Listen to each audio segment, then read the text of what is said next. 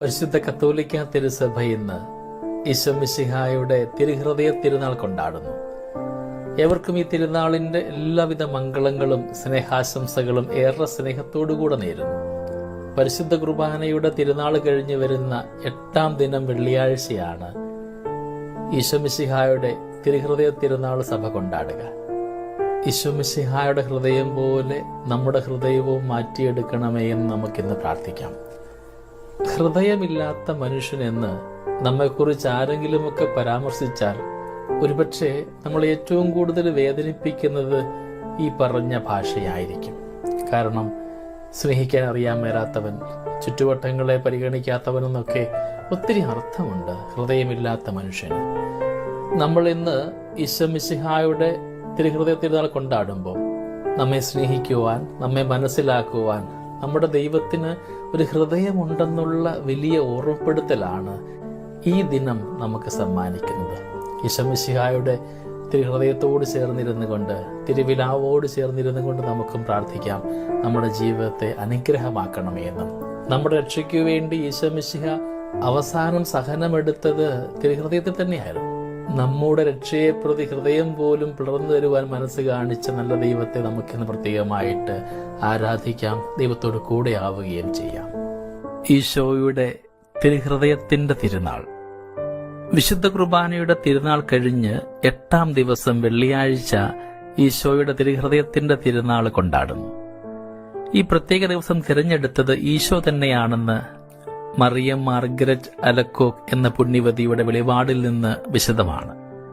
ഫ്രാൻസിൽ പാരലെമോണിയായിലെ വിസിറ്റേഷൻ മഠത്തിലെ ഒരംഗമായിരുന്ന ഈ സഹോദരിക്ക് 1673 മുതൽ 1675 വരെ ഈശോയുടെ തിരുഹൃദയം പ്രത്യക്ഷമായി.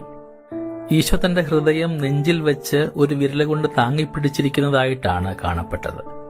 ഹൃദയത്തിന്റെ ഞെട്ടിൽ ഒരു കുരിശുണ്ടായിരുന്നു.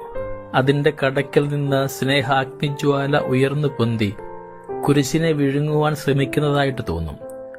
ഒരു മുൾമൂടി ഹൃദയത്തെ വലയം ചെയ്തിരുന്നു. വിശുദ്ധ മാർഗരറ്റിന്റെ വിവരണമനുസരിച്ചാണ് ഈശോയുടെ തിരുഹൃദയത്തിന്റെ രൂപം ചിത്രീകരിച്ചിട്ടുള്ളത്. ഈശോയ്ക്ക് മനുഷ്യരോടുള്ള സ്നേഹത്തിന്റെ പ്രതീകമായ മാംസള ഹൃദയമാണ് തിരുഹൃദയ ഭക്തിയുടെ വിഷയം. ഈ ഭക്തി 11-ാം ശതാബ്ദം മുതൽ പ്രകടമാകാൻ തുടങ്ങി.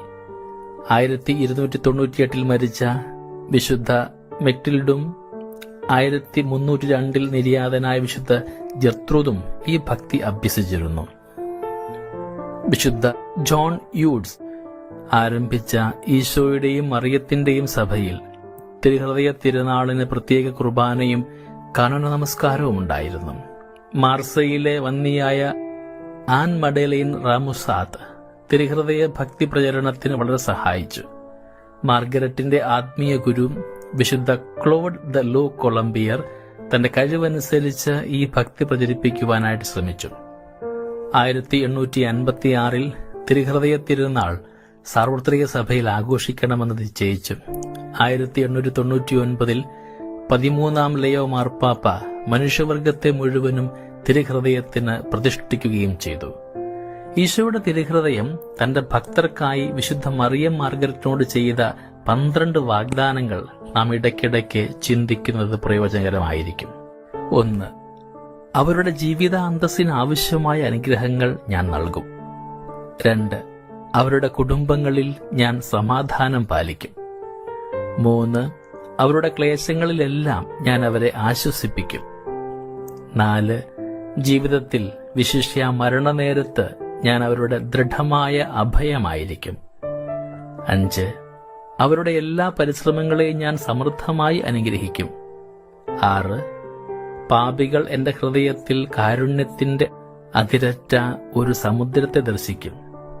7. മന്ദഭക്തർ തീഷ്ണതയുള്ളവരാവും. 8. തീഷ്ണതയുള്ള ആത്മാക്കൾ അതിവേഗം മഹാപരിപൂർണതയിലേക്ക് നീങ്ങിക്കൊണ്ടിരിക്കും. 9. എന്റെ ഹൃദയത്തിന്റെ ഒരു ചിത്രം പ്രതിഷ്ഠിച്ച് വണങ്ങുന്ന ഭവനങ്ങളെ ഞാൻ ആശീർവദിക്കും. 10. കഠിന ഹൃദയങ്ങളെ സ്പർശിക്കുവാനുള്ള ശക്തി ഞാൻ പുരോഹിതർക്ക് നൽകും. 11. ഈ ഭക്തി പ്രചരിപ്പിക്കുന്നവരുടെ പേരുകൾ എന്റെ ഹൃദയത്തിൽ ഉല്ലേഖിതമാവും, അവ നീക്കപ്പെടുന്നതല്ല. 12 9 മാസാദ്യ വെള്ളിയാഴ്ച എന്റെ ഹൃദയത്തിന്റെ സ്തുതിക്കായി മുടങ്ങാതെ വിശുദ്ധ കുർബാന സ്വീകരിക്കുന്നവർ അത്യാവശ്യമായ കൂദാശകൾ സ്വീകരിക്കാതെ മരിക്കുകയില്ല. സ്നേഹമുള്ളവരെ, നമുക്ക് ഈശോയുടെ തിരുവിലാവോട് ചേർന്നിരിക്കാം. ചങ്കിലെ ചോരയാൽ ഞങ്ങളെ ഓരോരുത്തരെയും കഴുകി ശുദ്ധമാക്കണമെന്ന് നമുക്കിന്ന് പ്രത്യേകമായിട്ട് പ്രാർത്ഥിക്കാം.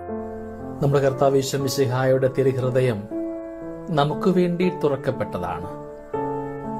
ഇന്ന് പരിശുദ്ധ കുർബാന നമ്മൾ സ്വീകരിക്കുമ്പോൾ, ഓരോ വിശുദ്ധ കുർബാനയിലും നാം പരിശുദ്ധ കുർബാന കൈകളിൽ ഉൾക്കൊള്ളുമ്പോൾ ആ തിരുവോസ്തിയിലേക്ക് നോക്കി നമുക്ക് പറയാൻ പറ്റണം, നിന്റെ ഹൃദയത്തില് എന്റെ ഇടം എവിടെയാണെന്ന്.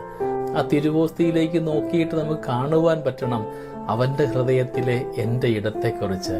സ്നേഹമുള്ളവരെ, ഈ ദിനം അനുഗ്രഹമാക്കാം. നമുക്ക് പ്രാർത്ഥനയുടെ കൂടെ ആയിരുന്നുകൊണ്ട് ചുറ്റുവട്ടങ്ങളിലെ രോഗബലഹീനതകളെയും സങ്കടങ്ങളെയും ഒക്കെ അനുഗ്രഹമാക്കുവാൻ തിരുവിലാവിലെ തിരിച്ചോര കൊണ്ട് ഞങ്ങളെ കഴുകി വിശുദ്ധമാക്കി ഞങ്ങളുടെ എല്ലാ പാപബലഹീനതകളെയും എല്ലാ കുറവുകളെയും അനുഗ്രഹമാക്കണമെന്നാവട്ടെ ഇന്നിന്റെ പ്രാർത്ഥന. എല്ലാവർക്കും ഈ ദിനത്തിന്റെ മംഗളങ്ങൾ ഒരിക്കൽ കൂടി നേരുന്നു.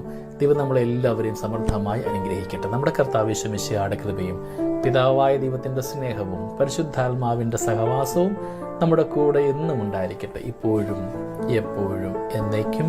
ആമേൻ.